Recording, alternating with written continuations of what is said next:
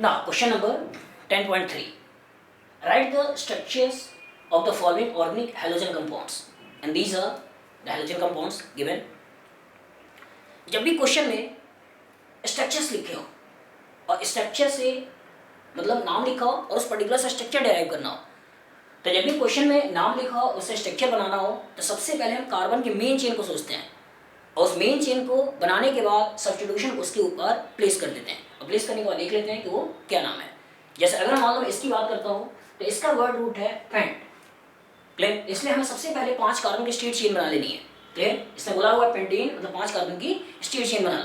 तो आप अगर फर्स्ट की बात करो तो आपने 5 कार्बन की स्ट्रेट चेन बना ली, नंबरिंग कर ली, फर्स्ट, सेकंड, थर्ड, फोर्थ और फिफ्थ। अब आपसे कह रहा है 2 पे क्लोरो मतलब 2 सेकंड पोजीशन पे आप क्लोरीन लगा लो।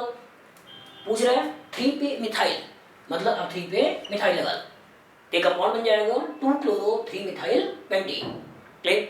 अगर बात करें सेकंड की तो इस वाले केस में मेन वर्ड रूट है बेंजीन। तो सबसे पहले आप बेंजीन बना दो कि आपने सबसे पहले बेंजीन बना लिए।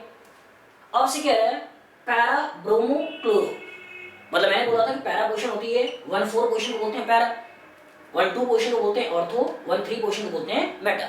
इसने क्वेश्चन बोल रखा है पैरा ब्रोमो क्लोरो, तो किसी एक जगह पे ब्रोमीन लगा दो, दूसरी जगह पे क्लोरीन लगा दो। तो यहाँ पे हमने लिख लिया ब्रोमीन और यहाँ लिख लिया क्लोरीन, तो para bromo chloro benzene. Correct IUPAC name की बात करें, ये करेक्ट आईयूपैक नेम नहीं है। अगर करेक्ट आईयूपैक नेम की बात करें तो ये हो जाएगा 1, ये 2, ये 3 और ये 4।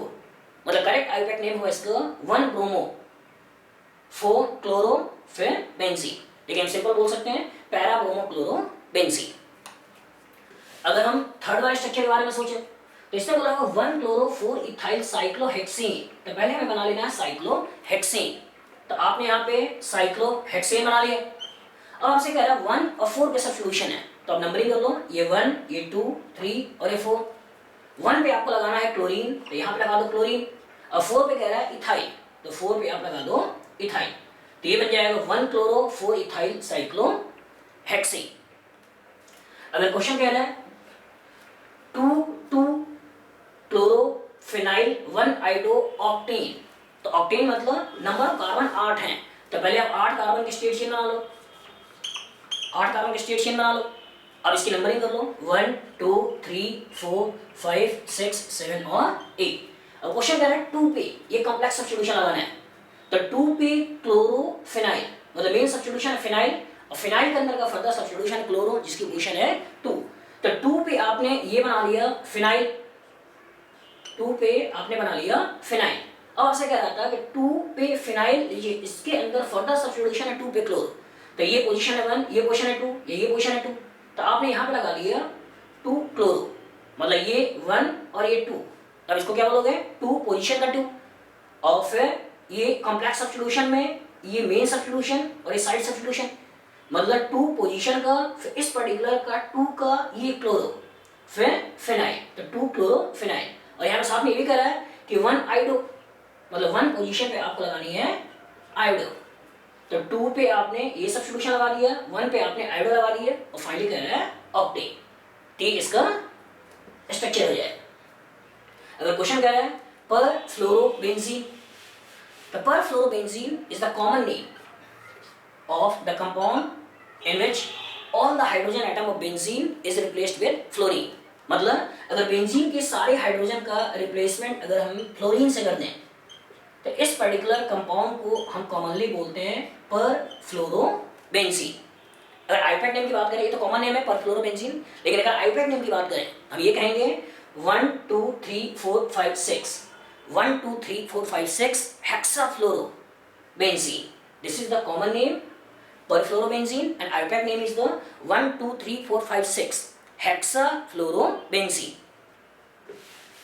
अगर बात करें 4 टर्सरी ब्यूटाइल 3 आइडोहेप्टेन, मतलब यहाँ भी हमें सबसे पहले 7 कार्बन की स्ट्रेट चेन बना लेनी है, 7 कार्बन की स्ट्रेट चेन बना लेनी है, पोजीशन दे देनी है 1, 2, 3, 4, 5, 6 और 7।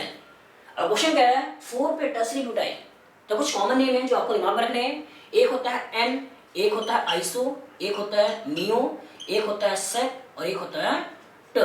ये कुछ कॉमन नेम है जो यूज होते हैं। N alkyl, iso alkyl, neo alkyl, secondary alkyl या टर्शियरी अल्काइल। मतलब एन का यूज हम वहां करते हैं जब स्टेट चेन होती है और यहां से हम लास्ट कार्बन, ये लास्ट, ये सेकंड लास्ट, ये सेकंड और ये फर्स्ट, मतलब अगर हमने फर्स्ट पोजीशन से हाइड्रोजन को निकाल दिया और यहाँ पे ग्रुप लगा दिया, इसको बोलते हैं एन अल्काइल ग्रुप। जैसे मान लो ये मैंने 4 कार्बन लिया, तो 4 कार्बन लिया और ये फर्स्ट पोजीशन है, इसको बोलोगे एन ब्यूटाइल ग्रुप। लेकिन अगर मैंने ये लिया होता तो ये फर्स्ट, ये सेकंड, ये थर्ड, या ऐसे कहते हैं ये लास्ट, ये सेकंड लास्ट और सेकंड लास्ट पे एक मिथाइल लगाओ और मैंने यहाँ से हाइड्रोजन को निकाला है, मतलब ये फर्स्ट पोजीशन है, ये सेकंड पोजीशन है और ये थर्ड पोजीशन है। ओवरऑल ये लास्ट पोजीशन है, सेकंड लास्ट पोजीशन है और सेकंड लास्ट पे एक मिथाइल ग्रुप है। तो इस पर्टिकुलर के लिए यूज करते हैं iso. When second last carbon have one methyl group then we use iso. तो इसके लिए यूज करोगे आइसो और टोटल नंबर ऑफ कार्बन 4 है इसलिए आइसो ब्यूटाइल।